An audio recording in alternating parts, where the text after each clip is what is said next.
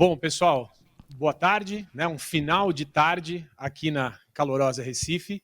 E eu queria aproveitar esses minutos iniciais do meu papo com vocês para agradecer, né? Porque depois de 2 anos dessa pandemia, a gente está aqui testando um novo formato, como a Yara comentou, que é o TDC distribuído, né? Assim como as arquiteturas, o TDC também está distribuído. E o meu agradecimento ele é para todos, para os coordenadores, para a Yara, para a organização, para os patrocinadores que ajudam a viabilizar esse evento, para a firma que deixou eu vir aqui e principalmente para vocês, essa galera topzera, né, que está aqui conectada com a gente, né? Então a gente está aqui numa ideia de troca de conhecimento. Então acho que meu primeiro momento nessa palestra é só para agradecer o momento e essa troca e essa energia que o TDC sempre nos proporciona. Beleza? Bora lá? Falar de coisa divertida agora? Show de bola. Bom, eu sou Fernando Zapata, eu sou o que nós chamamos de arquiteto de soluções focado em experiência do desenvolvedor, trabalho hoje na Amazon Web Services, e hoje eu vou falar para vocês de verdades sobre migrações de monolitos para microserviços. Um amigo fez uma provocação interessante, ele falou assim para mim, ele falou, pô, mas falar a verdade é fácil, o difícil é falar mentira, né? Mas é impressionante como, quando você fala a verdade sobre isso, as pessoas não acreditam. Quando você fala, isso não funciona, a pessoa não acredita. Ela precisa testar para chegar à brilhante conclusão que realmente não funcionou. Então, meu papel aqui hoje é trazer um pouquinho da experiência que eu tenho visto em campo com os clientes que eu atendo dentro da AWS, de coisas que funcionam e, eventualmente, coisas que não funcionam. Vamos lá embarcar nessa jornada?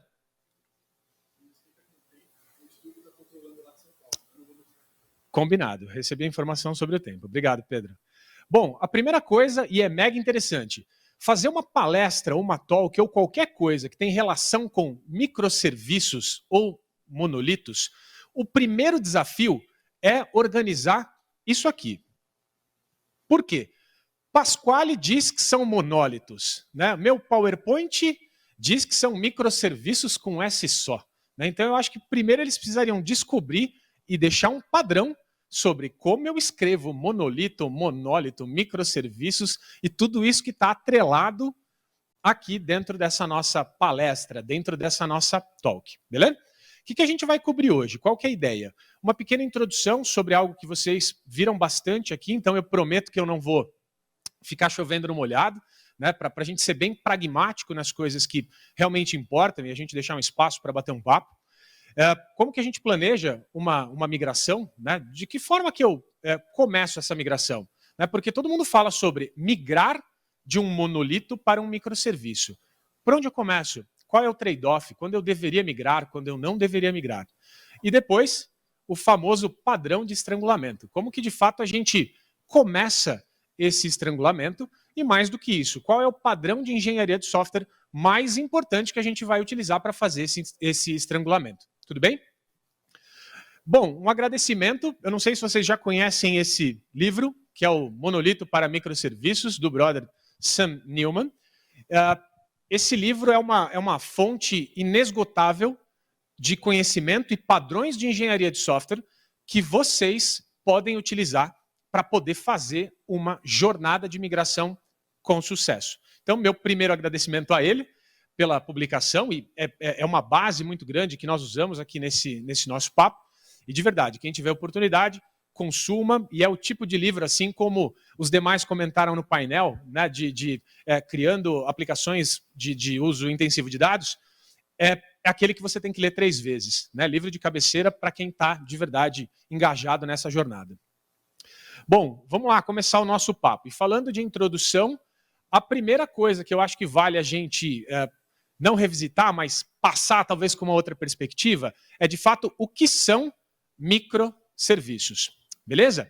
A primeira coisa, e eu marquei ela como importante, né, é que são serviços que têm uma implementação independente, porém que de alguma maneira eles funcionam em conjunto.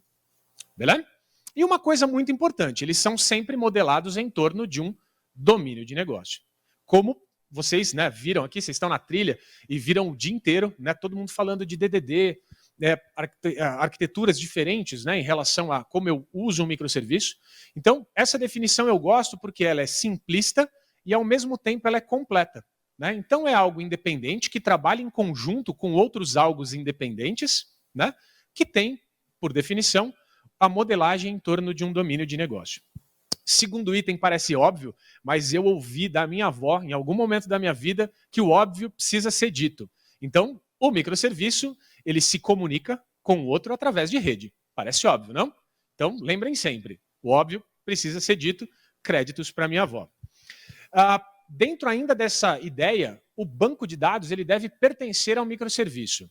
Tá? Então, a ideia é que, de fato, o domínio contemple também o banco de dados.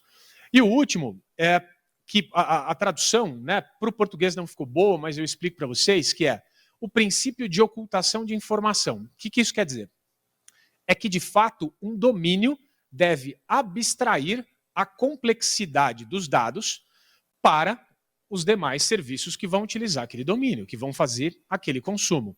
Tá? Então, isso, no frigir dos ovos, só quer dizer que, ok, vamos fazer um microserviço autocontido, não somente do ponto de vista de dados, mas também do ponto de vista de bancos de dados. O que parece ser a mesma coisa, mas de fato acaba não sendo se a gente entrar um pouco mais no detalhe. Beleza?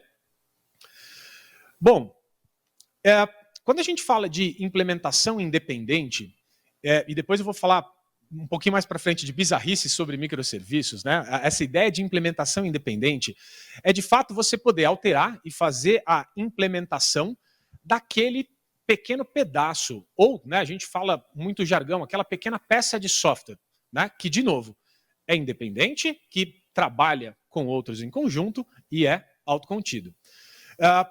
Por definição, idealmente, que ele tenha baixo acoplamento.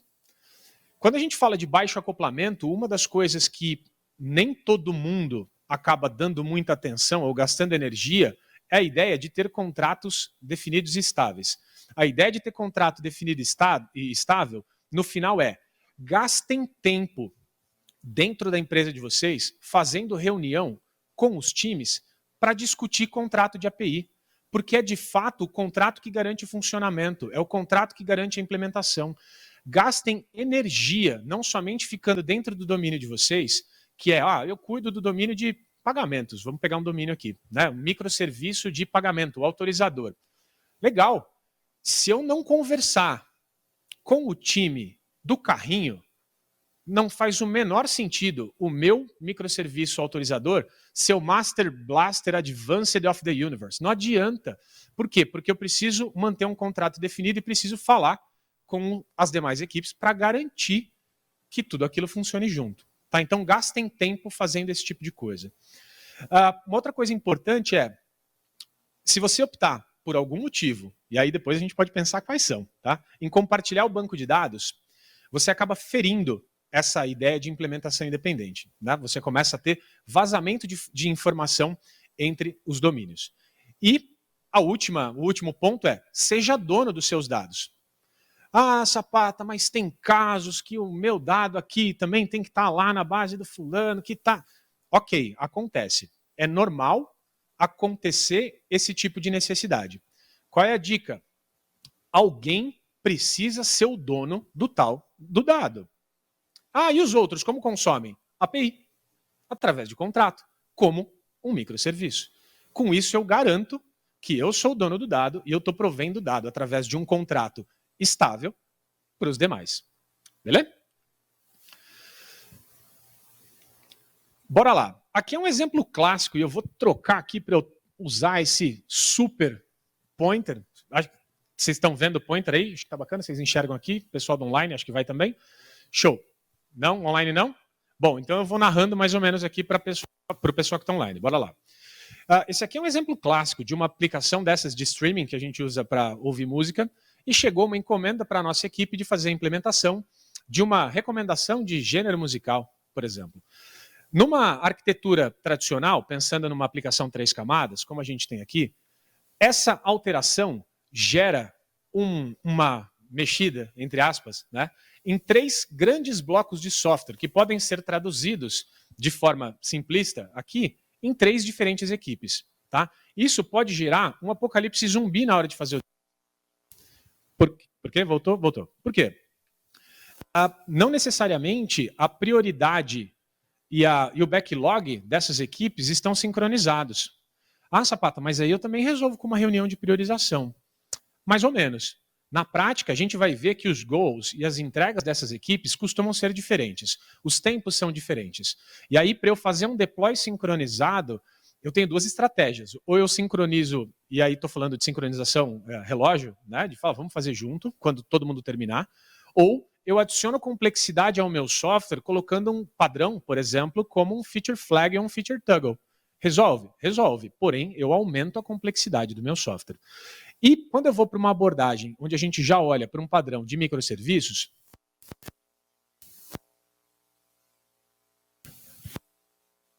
olha só, agora voltou aqui.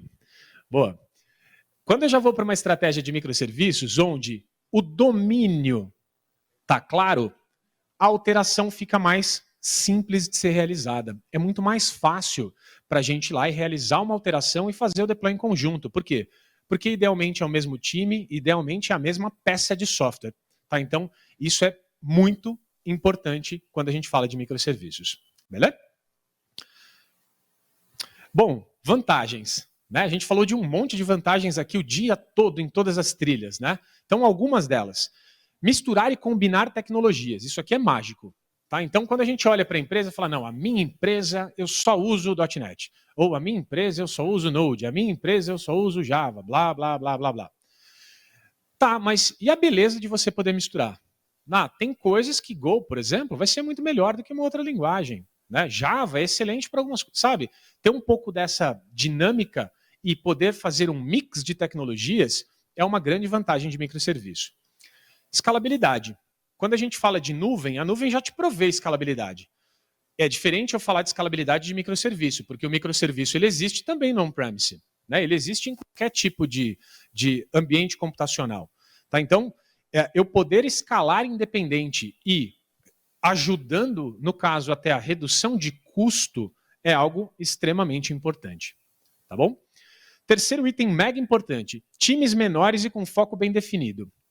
Na Amazon, nós chamamos isso de Two Pizza Teams. Não sei para quem já ouviu falar disso, para quem não ouviu, eu conto rapidinho.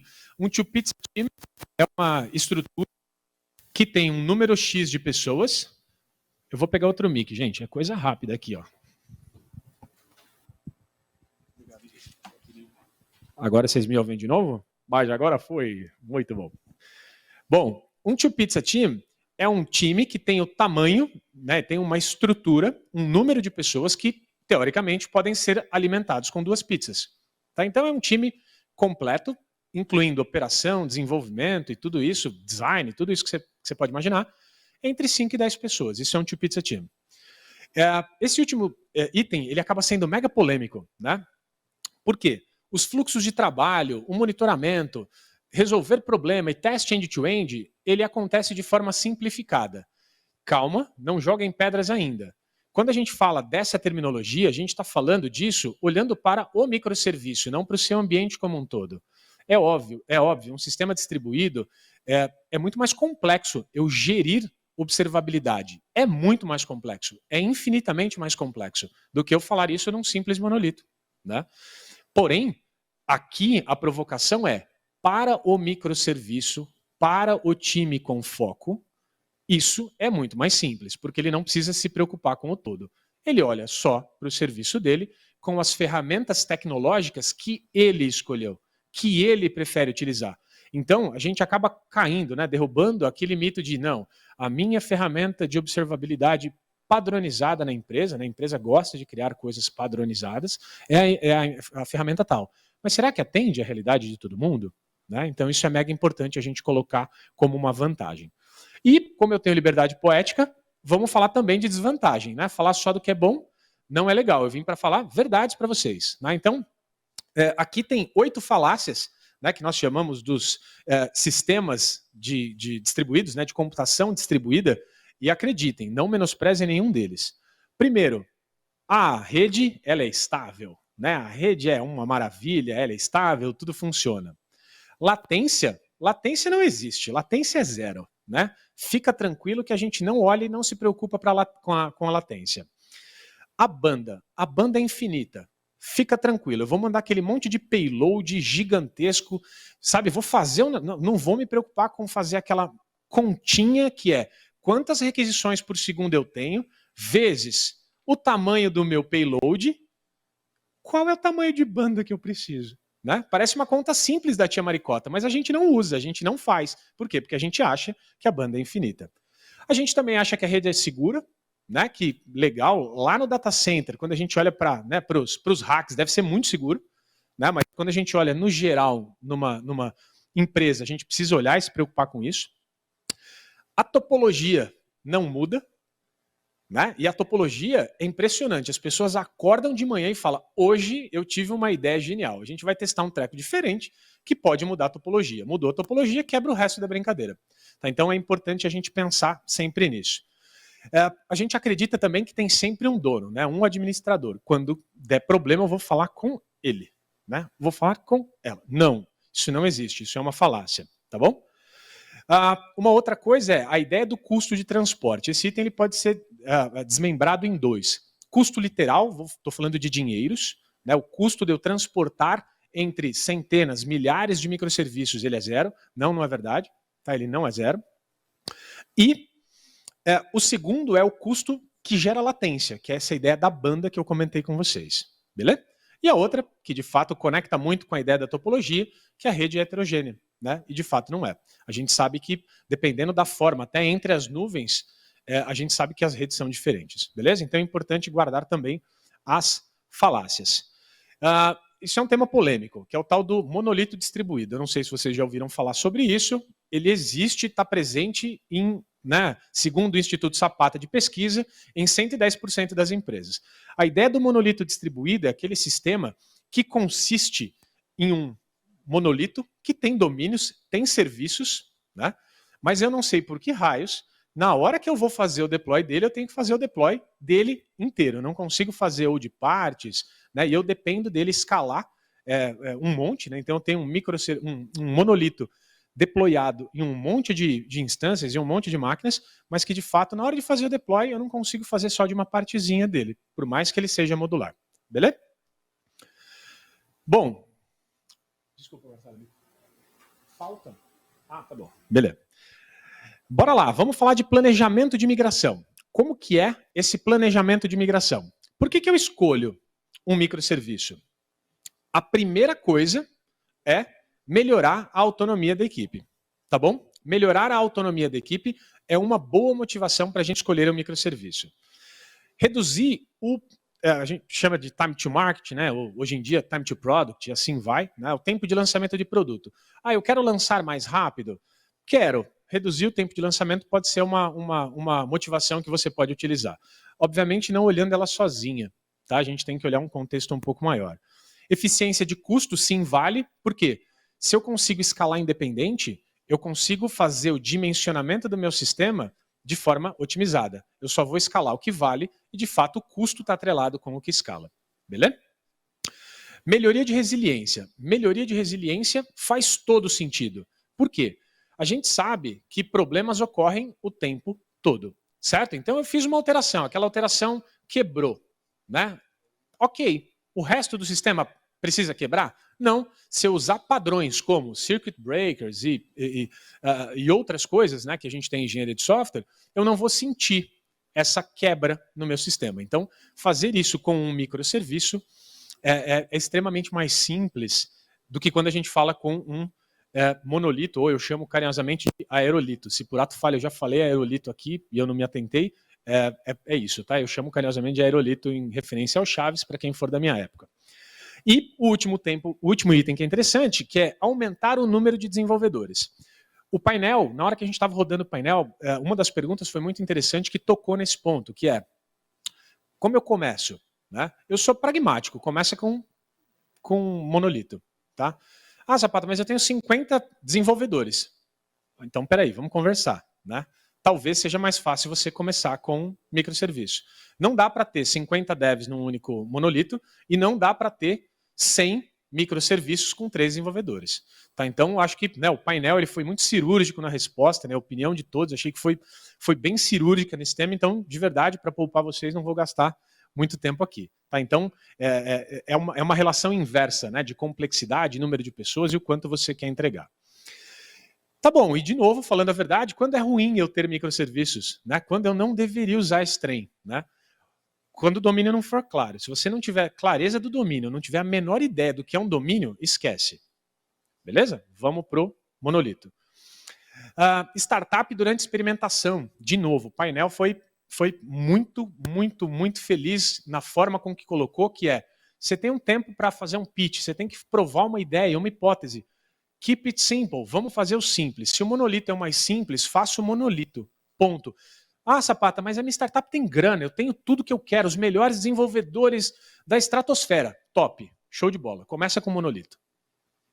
Tá? Então é importante a gente ter sempre isso na cabeça. Tá? Já vi muita startup na minha jornada perder pitch por não conseguir entregar um MVP a tempo, por tentar inventar coisa de usar o framework do último tipo que saiu e leu no Medium. Tá? Então, tomar um pouco cuidado. E nada contra o Medium. Não ter um bom motivo. Não ter um bom motivo, acho que não precisa explicar. Eu estou usando porque todo mundo está usando, é legal. Né? Então, desencana disso. Se não tem um bom motivo, de novo, volta para o estado 1, keep it simple. Beleza? Bom, Fowler genial. Adoro Fowler, né, nessa frase. Sempre faça uma implementação incremental. Tá? Nunca imagine ou tente fazer uma reescrita Big Bang. Por quê? O que é? Eu refazer tudo e mudar tudo ao mesmo tempo. Essa estratégia só te dá uma certeza. Você vai ter um Big Bang. Tá? Então, pense sempre no Fowler quando a gente fala de implementação incremental. E aqui eu trouxe uma sequência de slides extremamente simples que exemplifica, né, a ideia de alguns serviços, e olhando para eles, a gente pode chegar e falar, qual que eu faço primeiro? Qual que é a ideia, né, que eu deveria fazer primeiro? Bom, tem vários. Se a gente olhar e falar assim, eu quero fazer o de notificação, parece ser legal. Show, notificação parece ser legal, mas ele tem um monte de dependências. Né? E aí a gente começa a avaliar, qual seria talvez um outro candidato? Invoicing. Invoicing é um bom candidato. Por quê? Porque ele só tem uma comunicação que é com o serviço de notificações. Ao final, quando eu escolho o meu serviço, ou quando eu começo a dar peso, eu posso montar uma matriz como essa, onde aqui para a direita eu aumento o benefício da decomposição e aqui tem a ver com a facilidade ou simplicidade. Tá? E aí você pode ranquear e criar esse seu gráfico da maneira que você quiser.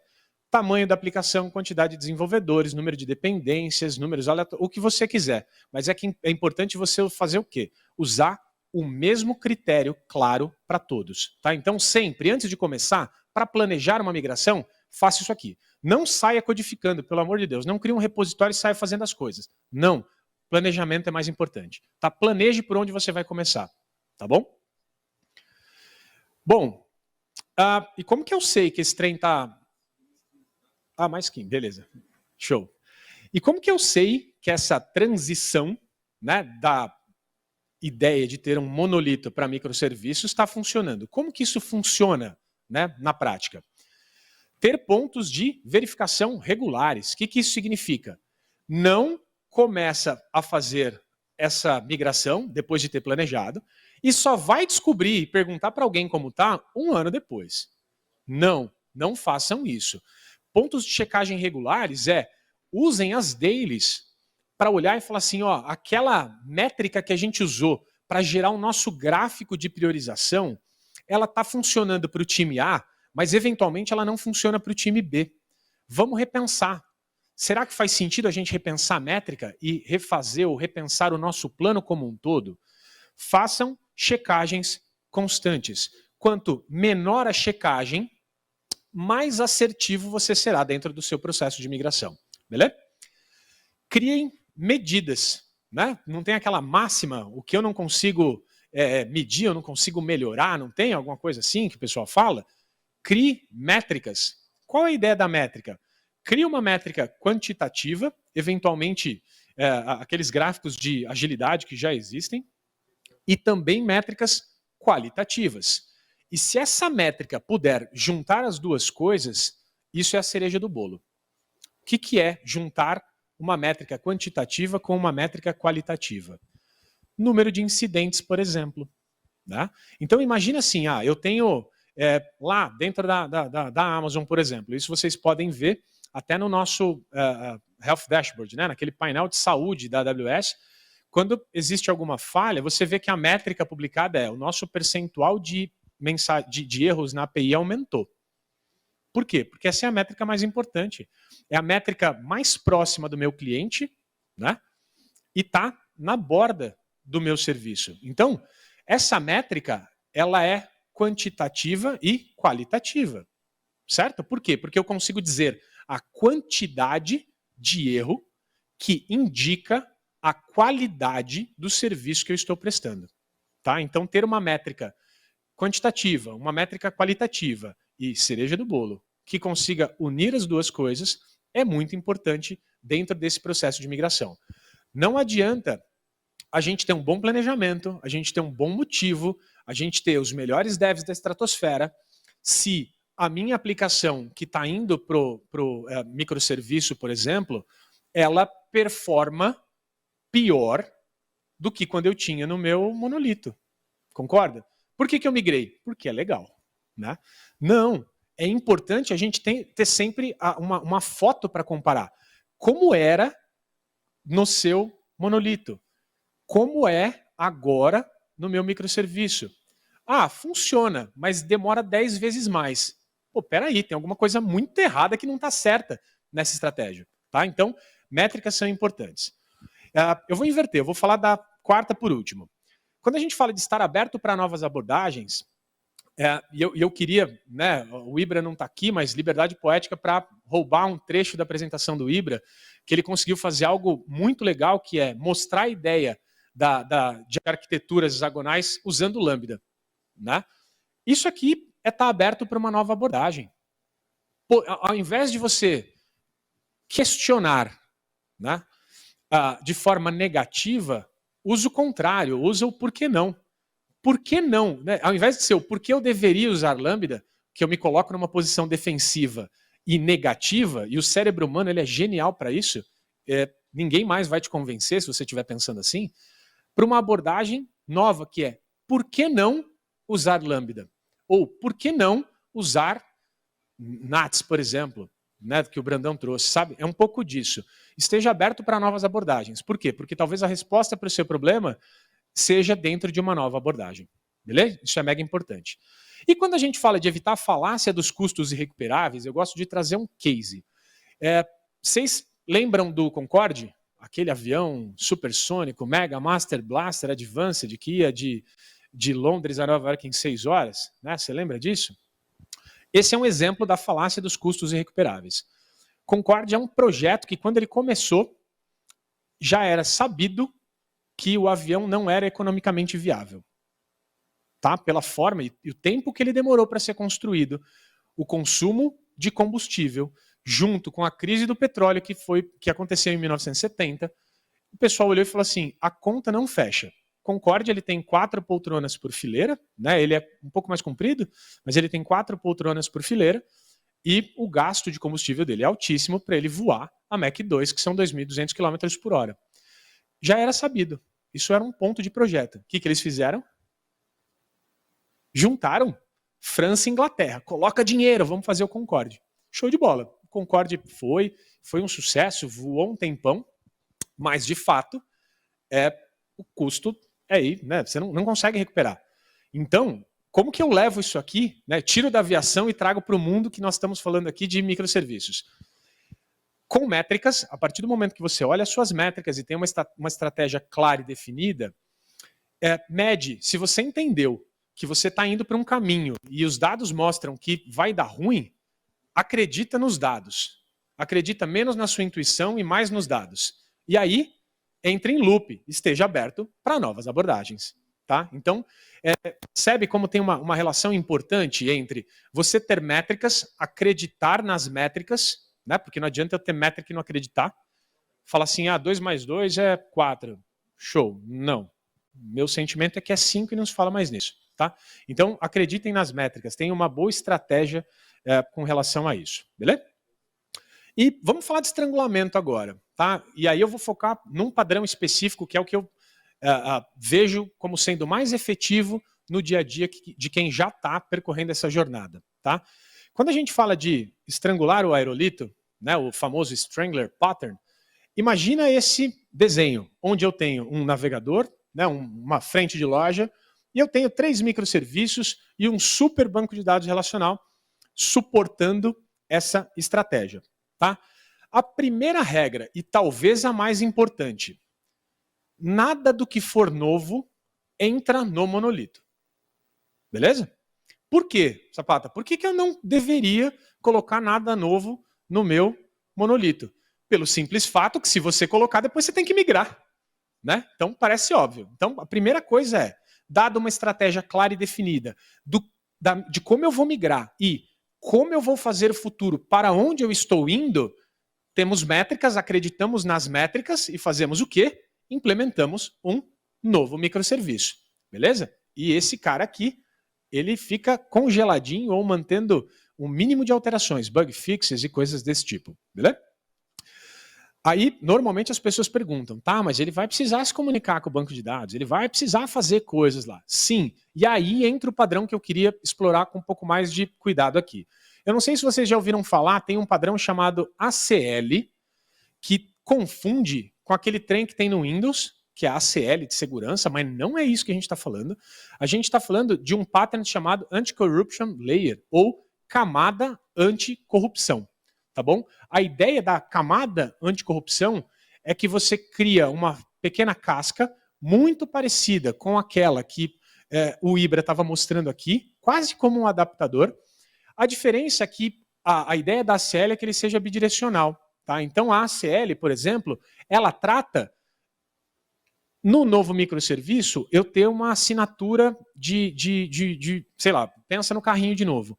No meu sistema antigo, o carrinho era diferente do meu sistema novo. Por quê? Não importa. Ou porque eu refiz o domínio, ou porque a base mudou, ou porque, sei lá, aconteceu alguma coisa. E eu vou precisar traduzir. A ACL é quem vai fazer a tradução entre os contextos e vai garantir consistência entre os microserviços. Tá? Então a ACL vai nos ajudar a fazer isso. Então, primeira coisa que eu vou fazer, crio uma ACL. Essa ACL ela passa a ser plugada nesse serviço de usuário, e a partir desse momento que eu continuo criando microserviços, a minha estratégia de ACL, ela continua. Tá? Eu vou continuar com ela. Por quê? Eu vou tirar e eu vou migrar este serviço de usuário ou de cliente para nova estratégia. Fiz o primeiro estrangulamento. Baseado em quê? Naquela matriz que nós criamos métricas claras para falar assim, o serviço de usuário é a primeira opção que eu vou fazer, é o melhor para fazer agora. Tá? Então, escolhi ele baseado no meu planejamento e migrei. A partir desse momento, eu crio um client aqui dentro que, de novo, a ideia do adapter e o menor esforço para garantir consistência, para garantir o acesso destes outros serviços ao novo e não tendo que criar, por exemplo, um ACL para cada um. Tá? Então pensa na ideia da abstração. Já vi muita gente usando Factory em cima disso também. Tá? É bastante eficaz. Fiz isso com o mais simples, né, que a nossa estratégia disse que é o mais simples, e depois eu começo a fazer o quê? Vou para os mais complexos, né, ou que geram menor valor ou percepção dentro da minha estratégia. E faço o quê? Migro o serviço de carrinho para cá e, mais uma vez, eu tenho a famigerada ACL. Tá? Então, eu crio adaptadores e a diferença de um padrão adapter convencional para esse aqui é que, de novo, esse aqui é bidirecional. Tá? Então, pode ser que ele faça o caminho de ida ou o caminho de volta, dependendo do meu padrão. É muito comum eu ver essa ideia de bidirecionalidade em aplicações orientadas a eventos. Quando eu tenho orientação a eventos, isso aqui é mais comum do que quando eu tenho REST, porém também acontece. Tá? Mas é importante essa diferença, a ACL é bidirecional. E depois, por fim, migro o serviço de accounting para um novo microserviço, crio o ACL e vou seguindo a minha vida. Até este carinha aqui, que é o nosso monolito ou aerolito original, estar totalmente estrangulado ou desidratado.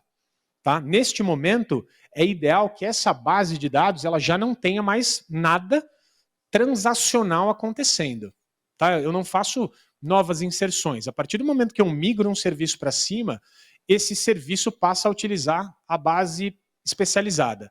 E essa base aqui está ilustrada como uma base relacional, mas ela pode ser uma base relacional ou uma base orientada a propósito. Tá? Então, como acho que no painel alguém comentou, eu vou usar SQL, NoSQL. Legal. Só na AWS existem pelo menos 14 sabores de bases de dados diferentes para você utilizar. E aí, qual eu escolho? Né? Então, você pode utilizar essa ideia de ter um CQRS, se você quiser, e assim vai. E a gente começa a brincar com outros padrões de engenharia. E, por fim, quando a felicidade impera, é quando a gente vai lá e dá um shutdown no nosso amigo Aerolito, no nosso amigo Monolito, e a gente passa a viver felizes e contentes no estado final da nossa arquitetura. O que é mega importante que eu gosto de trazer neste slide aqui? Quando a gente fala de uma migração de monolitos para microserviços, tem uma coisa que também muita gente esquece. Você precisa revisitar a estrutura organizacional da sua empresa. Tá bom? Por quê? Você não consegue fazer uma migração dessa de forma ágil, com sucesso, né, de forma tranquila, sem grandes dores de cabeça, se você continuar operando naquele modelo antigo, onde você tem desenvolvimento, operação, produção, sabe? Uma empresa cheia de silos. Então, mudar a estrutura organizacional é importante. A partir do momento que eu migrei um microserviço, ele passa a ter uma unidade independente. Lembra que ele tem total foco, é independente, e ele vou chamar de full stack bem entre aspas. Tá? Full stack, ele faz tudo dentro do contexto necessário para o microserviço. Beleza? Então, 2 desafios interessantes. O primeiro, né, são as palavras monolitos, microserviços e aerolitos, e os 35 minutos para falar desse monte de coisa legal para vocês. De novo, queria agradecer o tempo, a paciência, e todo mundo está aqui firme e forte, né, às 18 e alguma coisinha já. E a sua opinião é muito importante para nós. Avaliem aqui, avaliem dentro do pool na plataforma, né? É importante esse feedback.